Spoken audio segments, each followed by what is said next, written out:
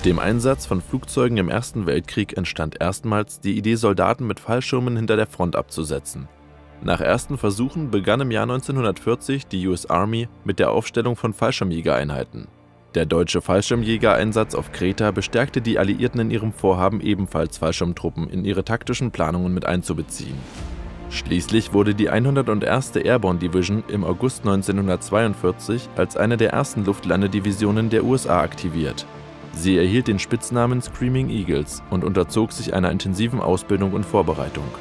Im Juni 1944 führte die 101. Airborne Division eine spektakuläre Nachtlandung hinter den feindlichen Linien in der Normandie während des D-Day durch.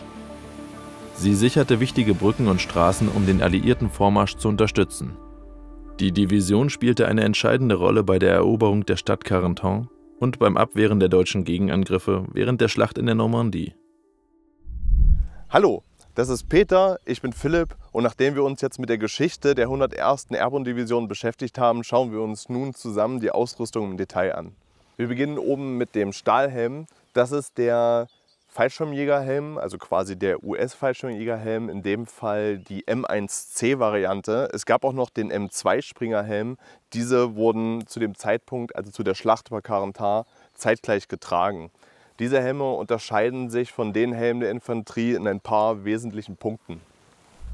Beim M1C Stahlhelm war es zum Beispiel möglich, diesen Kinnriemen zu wechseln. Außerdem war die Stahlhelmglocke am Innenhelm mit einem Druckknopf befestigt, damit dieser Helm quasi beim Absprung nicht verloren gehen konnte. Bei dem anderen Stahlhelm, also dem M2 Stahlhelm, war es nicht möglich, den Kinnriemen zu wechseln. Kommen wir nun zur Uniform der Fallschirmspringer. Die besteht, wie man hier sieht, aus der M42 Jacke und der M42 Hose. An der Hose sehen wir hier noch diese Packriemen, nenne ich sie jetzt mal. Die waren dafür da, um den Inhalt der Tasche nochmal zusätzlich zu befestigen, damit er beim Absprung aus dem Flugzeug nicht hin und her wackelt oder verloren gegangen ist.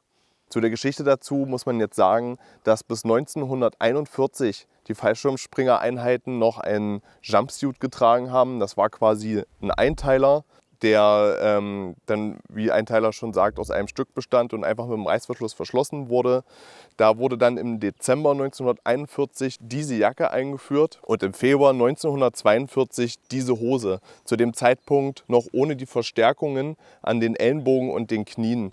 Diese Verstärkungen wurden erst im Juni 1944 für die Truppen angebracht, also quasi für die Landung in der Normandie. Die meisten dieser Fallschirmspringer-Uniformen wurden im Spätsommer 1944 gegen die M43 Felduniform eingetauscht und das ziemlich flächendeckend. Das wäre dieses Modell, nur halt in dem Fall dann mit dem entsprechenden Divisionspatch, der hier jetzt noch aus Gründen ein anderer ist. Die Springerstiefel der US Airborne wurden im August 1942 eingeführt und wurden dann zu 90% im Sommer 1944 wieder gegen die M43 Service Boots eingetauscht. Vermutlich wurden diese Schuhe eingetauscht, weil der M43 Service Schuh deutlich leichter zu beschaffen war. Wir wissen es aber nicht ganz genau. Wenn ihr das besser wisst, schreibt das gerne in die Kommentare.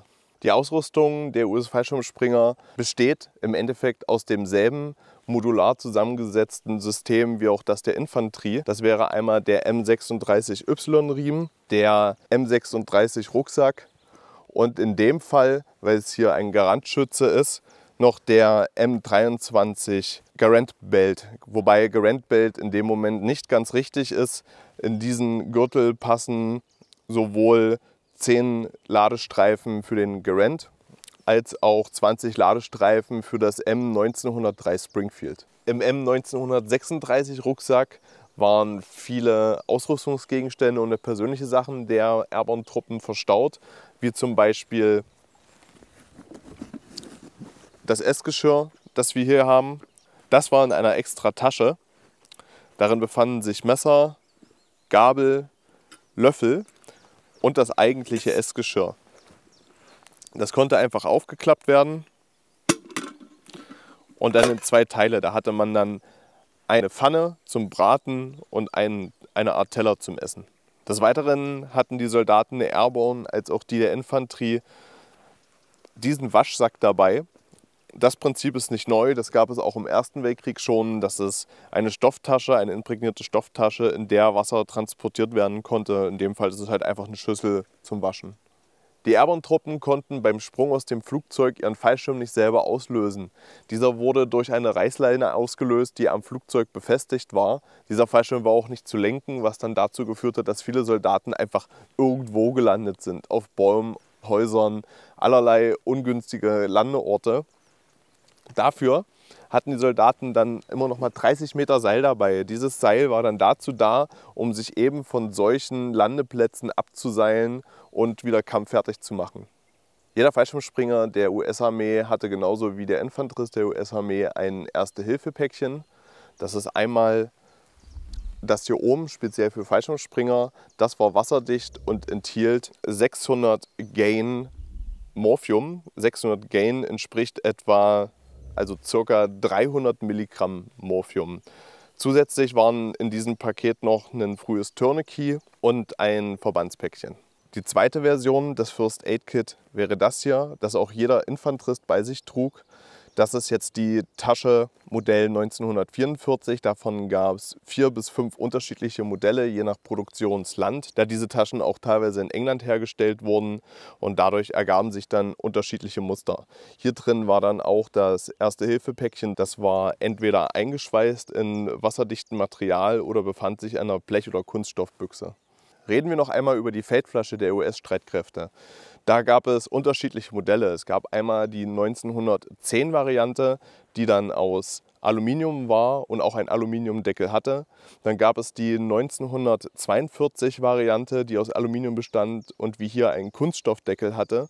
Und dann gab es 1942 noch eine Trinkflasche, die komplett aus Kunststoff bestand. Es gab noch diverse Mischformen, aber das sind so die 3 Obergruppierungen, die es sich lohnt hier aufzuzählen.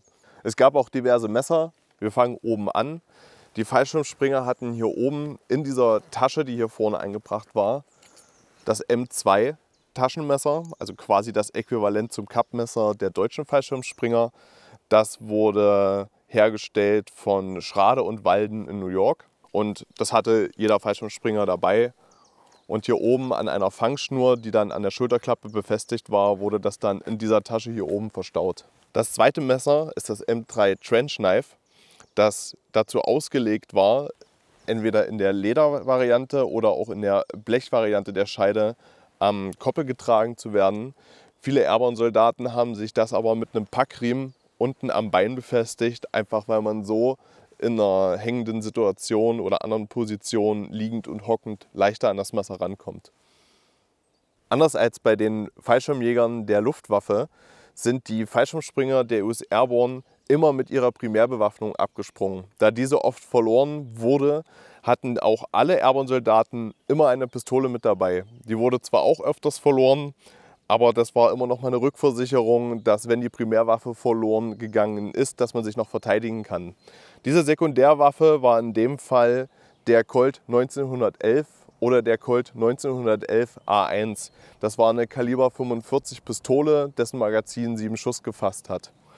Die Unterschiede zwischen dem 1911er und dem 1911 A1 sind einige technische Verbesserungen und der Abzug beim 1911 A1 war ein kleines Stück kürzer. Da Peter hier einen Garantschützen darstellt, also den Staff Sergeant, sprich den Squad Leader eines Rifle Squads, ist er auch mit dem M1 Garant bewaffnet. Diese Waffe wurde 1941 erst bei der US-Armee eingeführt. Vorher hatte man dort die Springfield-Modelle 1903 oder 1917. Das war wie bei den Deutschen auch ein Repetiergewehr. Die Airborne-Truppen der US-Streitkräfte waren grundsätzlich Freiwillige, die eine sehr, sehr gute Ausbildung genossen haben, bevor sie in der Normandie abgesprungen sind. Das heißt, sie wurden vor dieser Landung 2 Jahre lang sehr intensiv ausgebildet.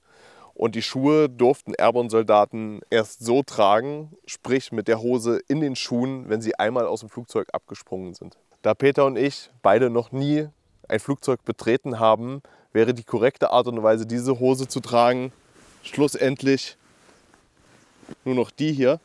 Und da wir das bereinigt haben, verabschiede ich mich hiermit. Ich hoffe, euch hat das Video gefallen. Wenn dem so ist, lasst gerne ein Like, Kommentar und ein Abo da und bis zum nächsten Mal.